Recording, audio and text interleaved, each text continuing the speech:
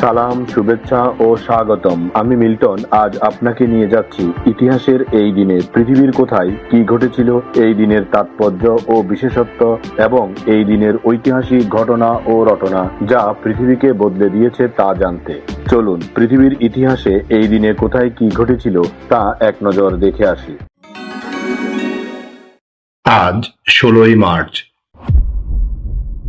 প্রথমেই পৃথিবীর ইতিহাসে এই দিনের আলোচিত, সমালোচিত এবং বিখ্যাত সব ঐতিহাসিক ঘটনা ও রটনা জেনে নেই।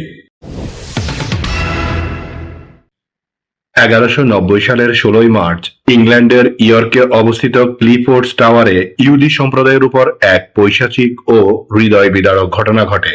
ধর্মীয় উন্মাদনা ও বিদ্বেষের শিকার হয়ে কয়েকশো ইহুদি সেখানে আশ্রয় নিয়েছিলেন, কিন্তু শেষ পর্যন্ত প্রাণ বাঁচাতে তারা গণ আত্মহননের পথ বেছে নিতে বাধ্য হন, যা ব্রিটিশ ইতিহাসের এক অন্ধকার অধ্যায় হিসেবে রয়ে গেছে। 1935 সালের 16ই মার্চ এই দিন বাংলার আধ্যাত্মিক পরিমণ্ডলে এক উজ্জ্বল নক্ষত্র হয়ে আছে। এই দিন স্বামী বিবেকানন্দের পরিকল্পিত নকশা অনুযায়ী বেলুড় মঠে শ্রীকৃষ্ণ মন্দিরের ভিত্তিপ্রস্তর স্থাপন করা হয়েছিল।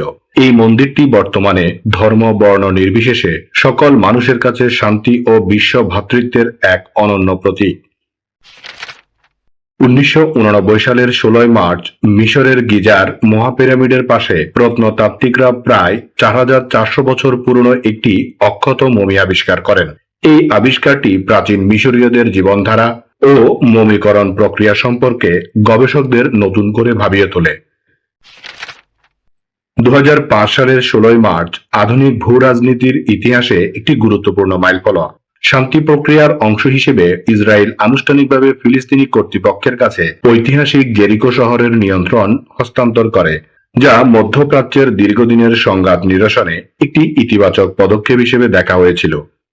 এবার জেনে নেই এই দিনে জন্ম নেওয়া কিছু কিংবদন্তি ও অসাধারণ মানুষের কথা। মার্কিন যুক্তরাষ্ট্রের চতুর্থ রাষ্ট্রপতি জেমস মেডিসন 1751 সালের 16ই মার্চ জন্মগ্রহণ করেন। তাকে সংবিধানের জনক হিসেবে অভিহিত করা হয়। তিনি ফেডারালিস্ট পেপারস লিখে মার্কিন গণতন্ত্রের ভিত্তি স্থাপনে অসামান্য অবদান রেখেছিলেন। তার রাজনৈতিক দর্শন এবং আইনের প্রতি গভীর পাণ্ডিত্য আমেরিকান শাসন ব্যবস্থাকে এক সুদৃঢ় কাঠামো দান করেছে। জার্মান পদার্থবিজ্ঞানী জর্জ সাইমন ওহম 1789 সালের 16ই মার্চ জন্মগ্রহণ করেন। তিনি বিদ্যুৎ পরিবাহীর মধ্য দিয়ে তড়িৎ প্রবাহ এবং এর দুই প্রান্তের বিভব পার্থক্যের সম্পর্ক নিয়ে গবেষণা করেন, যা পরবর্তীতে ওমের সূত্র নামে পরিচিতি পায়। পদার্থবিজ্ঞানে তার এই মৌলিক অবদান বৈদ্যুতিক প্রকৌশলের ভিত্তি স্থাপন করেছে। তার সম্মানেই রোদের একককে ওহম নামকরণ করা হয়েছে। পেরুর কবি, লেখক, নাট্যকার এবং সাংবাদিক সেসার বায়েহো 1892 সালের 16ই মার্চ জন্মগ্রহণ করেন। তার কবিতায় একাধারে অস্তিত্ববাদ, বেদনা এবং বিপ্লবী চেতনার প্রতিফলন দেখা যায়। তিনি প্রথাগত ছন্দের বাইরে গিয়ে যে আধুনিক কাব্য ভাষা তৈরি করেছিলেন তা তাকে বিশ্ব সাহিত্যে অমর করে রেখেছে। তিনি কেবল কবিই ছিলেন না, সাংবাদিক ও নাট্যকার হিসেবেও সমাজ পরিবর্তনের পক্ষে তিনি কলম চালিয়েছিলেন। ইতালীয় চলচ্চিত্র নির্মাতা বের্নার্দো বের্তোলুচি 1940 সালের 16ই মার্চ জন্মগ্রহণ করেন। তিনি তার ভিজুয়াল স্টোরি টেলিং এবং মনস্তান্ত্রিক গভীরতা দিয়ে বিশ্বজুড়ে খ্যাতি অর্জন করেছেন। দ্য লাস্ট এম্পারর এর জন্য তিনি শ্রেষ্ঠ পরিচালক হিসেবে অস্কার জিতেছিলেন। মানুষের আবেগ, রাজনীতি এবং ইতিহাসের সংমিশ্রণে তৈরি তার চলচ্চিত্রগুলো আজও বিশ্ব চলচ্চিত্রের পাঠ্য। স্মরণ করছি এই দিনে চলে যাওয়া কিছু কিংবদন্তি ও অসাধারণ মানুষের কথা। শান্তিতে নোবেল পুরস্কার বিজয়ী স্যার অস্টিন চ্যাম্বারলেন 1937 সালের 16ই মার্চ মৃত্যুবরণ করেন। তিনি প্রথম বিশ্বযুদ্ধের পরবর্তী সময়ে ইউরোপের নিরাপত্তা ও কূটনৈতিক স্থিতিশীলতা বজায় রাখতে গুরুত্বপূর্ণ ভূমিকা পালন করেছিলেন। 1925 সালে তিনি লোকার্নো চুক্তির মাধ্যমে জার্মানি ও অন্যান্য ইউরোপীয় শক্তির মধ্যে শান্তি স্থাপনের প্রচেষ্টায় তার অসামান্য অবদানের জন্য তিনি 1925 সালে নোবেল শান্তি পুরস্কারে ভূষিত হন। বাংলাদেশি ক্রিকেটার মানজারুল ইসলাম রানা 2007 সালের 16ই মার্চ এক মর্মান্তিক সড়ক দুর্ঘটনায় খুলনা থেকে মাওয়ার পথে মোটরসাইকেল দুর্ঘটনায় তার মৃত্যু সমগ্র দেশের ক্রীড়াপ্রেমীদের শোকাহত করে। তিনি বাংলাদেশ জাতীয় ক্রিকেট দলের একজন প্রতিশ্রুতিশীল অলরাউন্ডার ছিলেন। তার এই অকাল প্রয়াণ তৎকালীন সময়ে বাংলাদেশের ক্রিকেটের জন্য ছিল এক অপূরণীয় ক্ষতি, যা দেশের ক্রিকেট ইতিহাসের এক করুণ স্মৃতিকথা।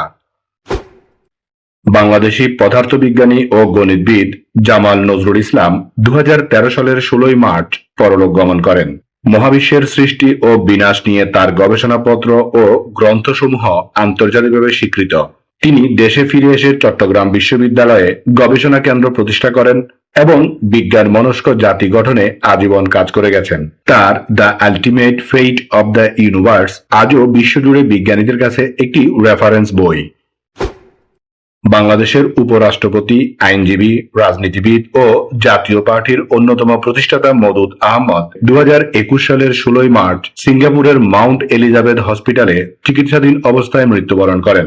তিনি দেশের রাজনৈতিক ইতিহাসে এক অত্যন্ত বিতর্কিত ও প্রভাবশালী নাম। তিনি বাংলাদেশের উপরাষ্ট্রপতি, প্রধানমন্ত্রী এবং একাধিকবার মন্ত্রী হিসেবে দায়িত্ব পালন করেছেন। তিনি ছিলেন জাতীয় পার্টির অন্যতম প্রতিষ্ঠাতা এবং পরবর্তীতে বাংলাদেশ জাতীয়তাবাদী দলের নীতি নির্ধারণী পর্যায়ের নেতা হিসেবে আত্মপ্রকাশ করেন। তার বর্ণাঢ্য রাজনৈতিক ক্যারিয়ার এবং তার আইনি প্রজ্ঞা বাংলাদেশের রাজনীতির বিবর্তনের প্রতিটি ধাপে আলোচনার কেন্দ্রবিন্দু ছিল।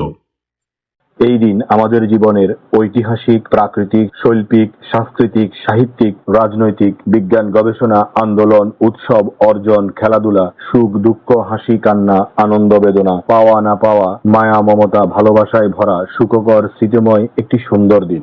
চলুন এই দিনটি উপভোগ করি। আগামীকালকের তারিখে পৃথিবীর কোথায় কি ঘটেছিল তা জানার আমন্ত্রণ জানিয়ে আজকের গল্প এখানেই শেষ করিলাম।